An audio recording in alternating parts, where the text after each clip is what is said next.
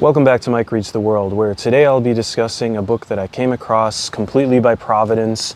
I had heard of Rachel Carson mentioned in many of the scientific books that I had read, and knew her to be the writer of Silent Spring, which is a book that addresses pesticide use and its dangers, and pushing for regulations to be made on that.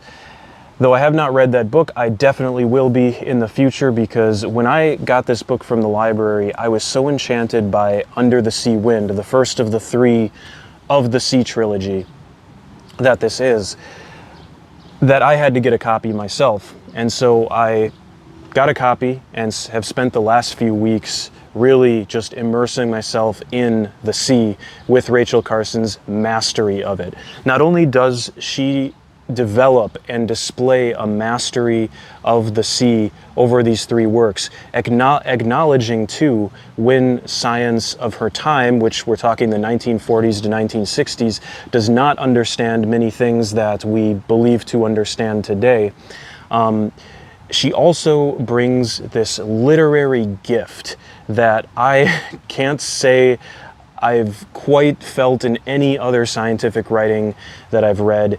And I kind of just have to go one by one, but to preface all this, I actually want to mention the final essay of hers that she wrote, that she meant to expand into something bigger, but it's called A Sense of Wonder. And it's so important that I mention this because it does relate to the sea. It's the last thing she wrote, and it's about her taking her 5-year-old, or maybe 3 to 5-year-old nephew, who was orphaned and she actually took under her care, down to the sea, the rocky Maine coast, and how he in the night, without being afraid of the dark, would look for ghost crabs, looking for a ghost in the night. This is the way she describes it, and capturing what the title of the essay is A Sense of Wonder.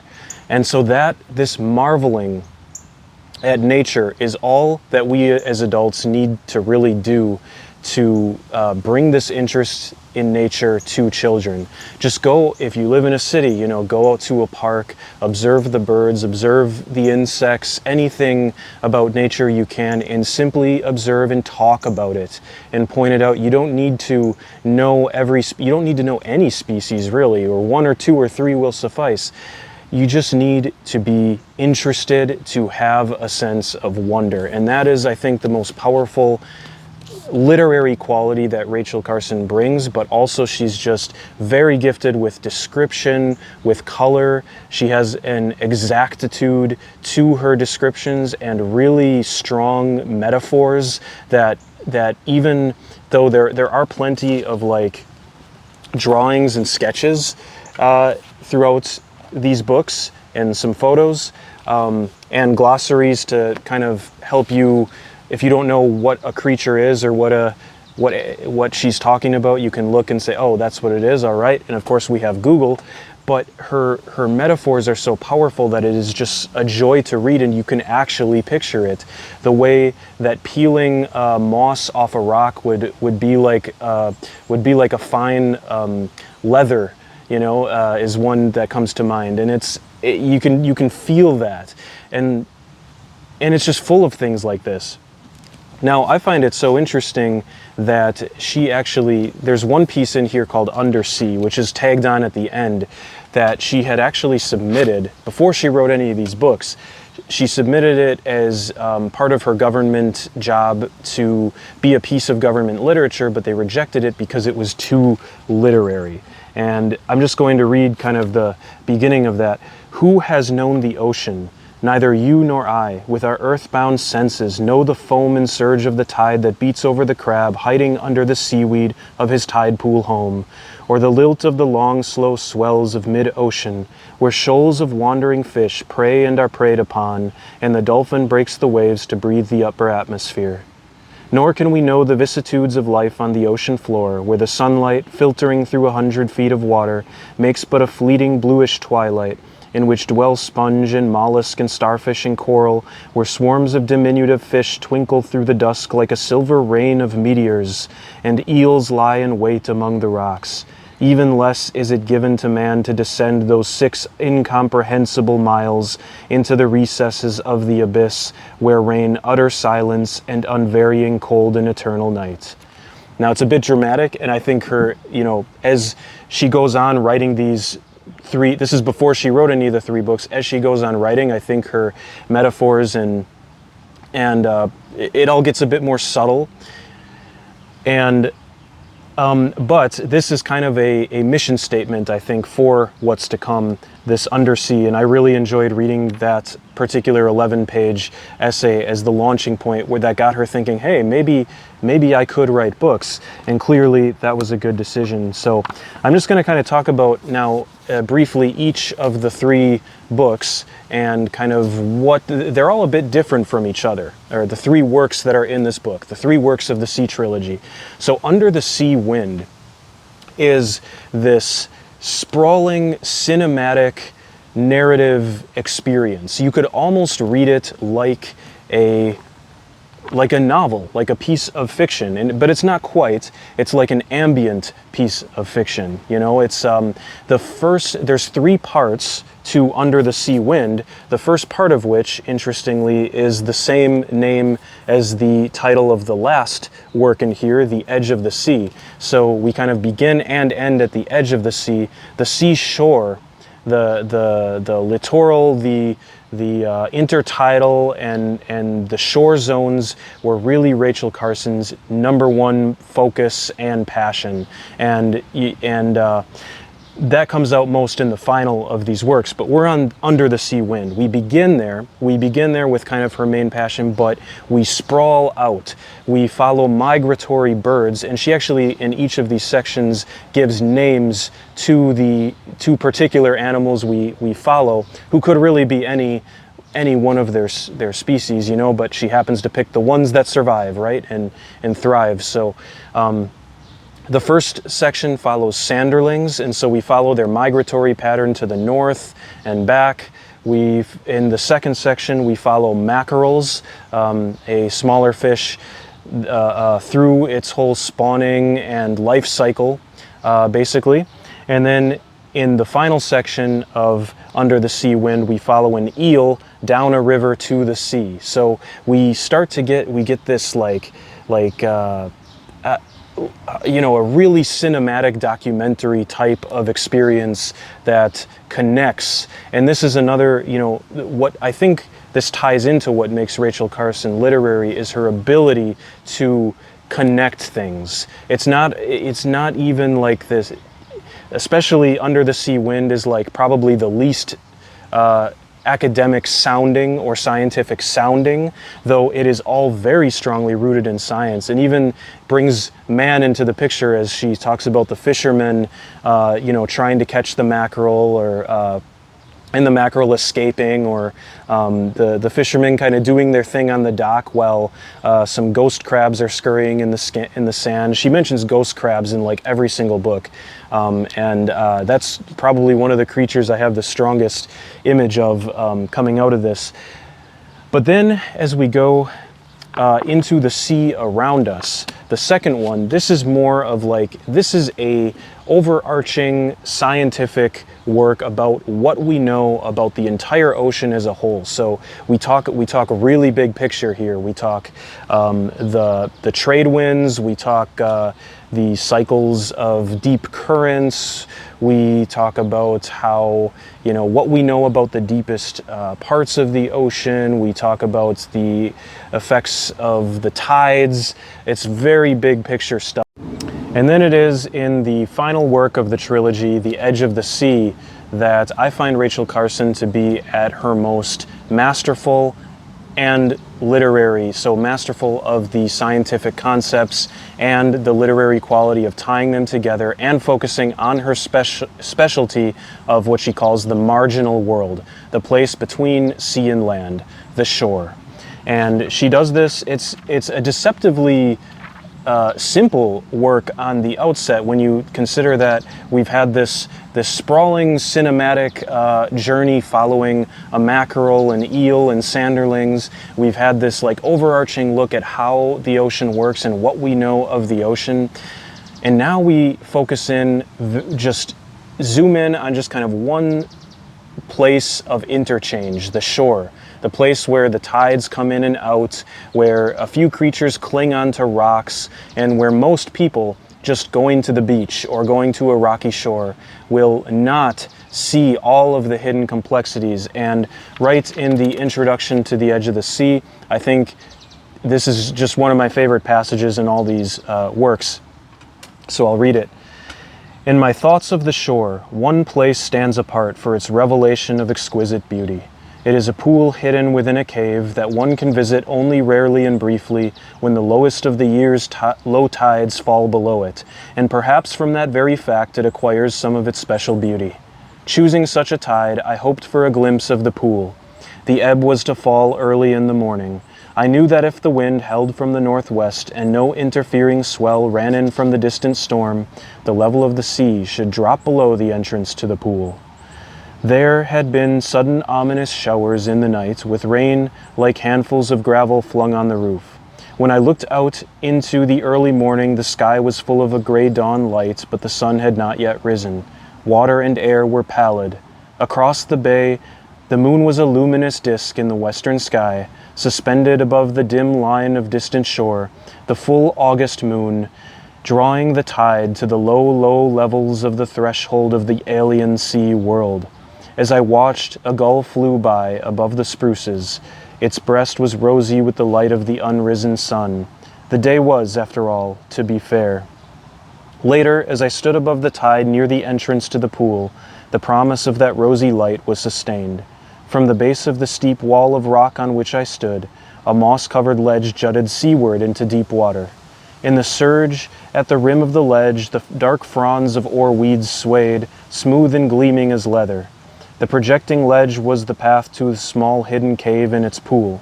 Occasionally a swell, stronger than the rest, rolled smoothly over the rim and broken foam against the cliff.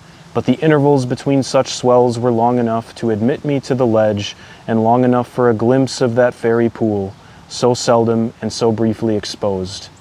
And then she describes the pool. And so I knelt on the wet carpet of sea moss and looked back into the dark cavern that held the pool in a shallow basin. The floor of the cave was only a few inches below the roof, and a mirror had been created in it, in which all that grew on the ceiling was reflected in the still water below. Under water that was clear as glass, the pool was carpeted with green sponge. Gray patches of sea squirts glistened on the ceiling, and colonies of soft coral were a pale apricot color. In the moment when I looked into the cave, a little elfin starfish hung down, suspended by the merest thread, perhaps by only a single tube foot. It reached down to touch its own reflection, so perfectly delineated that there might have been not one starfish, but two. The beauty of the reflected images and of the limpid pool itself was the poignant beauty of things that are ephemeral, existing only until the sea should return to fill that little cave. And so this, I think, kind of, it's in 4 paragraphs, kind of sums up all of the things that Rachel Carson does so well. Her ability to microscope and macroscope, telescope, to conceive of the universe in its whole, the moon shifting the tides, and then zoom in on the smallest organism and its components and the things that make it work. This melding of science and literature, I have not found a better representative than Rachel Carson.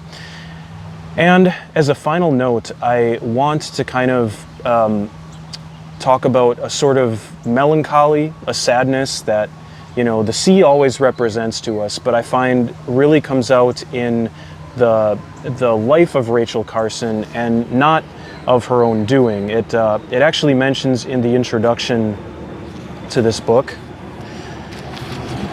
I was struck, especially in the second part where we're talking about the knowledge of the ocean of the whole, you know, considering her time period, 1940s to 1960s, that she mentions nothing about the changing climate that is, you know, warming this ocean that she loves so much. And this is spoken about in the introduction where the writer says, Plainly put, our dependency on burning oil, coal, and gas has, within the span of a human life, altered the chemistry of the world's oceans in ways that are dissolving their inhabitants, that are destroying this thing that Rachel Carson writes about with such love and beauty, and of course that word that defines her the most, wonder. It would be wrong to fault Carson, so masterful at following where science led, for failing to foresee and predict these outcomes. In her 3 books that serve as love letters to the sea, she neither denies nor turns away from the evidence for an imminent ocean-wide ecological unraveling caused by heat-trapping emissions from fossil fuel combustion. Rather, that evidence was simply not yet available to her. And it goes on to describe how it was really just, by the time she published the final book in the Sea trilogy, that's when they were really just beginning to collect and let alone analyze this data that showed us that human actions were driving ocean temperatures up, and planet temperature up. So it's really fascinating to not only read these as a piece of marvelous literary scientific scientific literature or literary science, but to see it as a snapshot of where science was in the 1940s to 1960, and also to see that Rachel Carson to me has no equal since her, at least that I've read, and that's kind of stunning too. Like that as we've understood more, it's become somehow harder to feel a sense of wonder. And I know even I want to push back on that statement as soon as I said it, that knowing a thing deeper. And Rachel Carson, for example, she deeply knew the seashore. She could tell you and she does tell you, every single thing about pretty much every one of its inhabitants, and understands how it connects to this wider web of the universe on a large scale, with, of course, this blind spot of not knowing, the greatest threat to this world that she loves so much, the shore. And the sea itself. And I'm once again reminded of the heron in Attar's Conference of the Birds. There's the heron that states that he doesn't want to go on the journey with the hoopoe because he's too in love with the sea, the dark and melancholy mysteries of the sea. He's content to stay there and gaze at it and have this longing, this love for something he can never completely understand nor possess. And of course the hoopoe uses some parables to try to show why this is folly, but in essence one of my favorite ways of reading the Attar's Conference of the Birds is actually to push back on the hoopoe. And it's not the only way to read it, certainly, but that's why it's such a great work, because there's many ways to read it. And so I very much identify with the heron, and I would dare to venture that Rachel Carson would too. So I feel, I don't know, I marked all these pages. Once again, sometimes I go through and I mark all these pages of things that I want to talk about or bring up. I guess I just wanted to say that in The Edge of the Sea, she kind of goes up and down the whole Atlantic coast looking at rocky shores, sandy shores, and coral shores. So that's kind of what I mean by there's this sort of deceptive simplicity and kind of quietude, this sort of it becomes very low-key after these very wide-reaching and cinematic experiences we've had in the first 2 books. But I think for that, because Edge of the Sea looks at the little details of the little organisms that survive in rocky shores and sandy shores and coral, this finding the wonder in the minute is kind of one of the most important things to understand and to practice in our own life, and especially to tie back to that final essay that she wrote, which I'm sure I will discuss again, A Sense of Wonder. It's going on my top 5 essays of all time, right next to Montaigne, that I mentioned in the last video, which is still it's kind of whatever, but it's up there on my favorite essays of all time for sure. A Sense of Wonder, For the Universe, this is one that I'm just going to read over and over again, and hopefully practice in my own life to Yeah, to the fullest extent I can. So that's Rachel Carson, the Sea Trilogy. I hope I did it justice, because it's really, I don't know how to, there's appendixes, there's glossaries if you're worried about, being able to follow certain things. My God, it's just some beautiful stuff here. Like, check it out.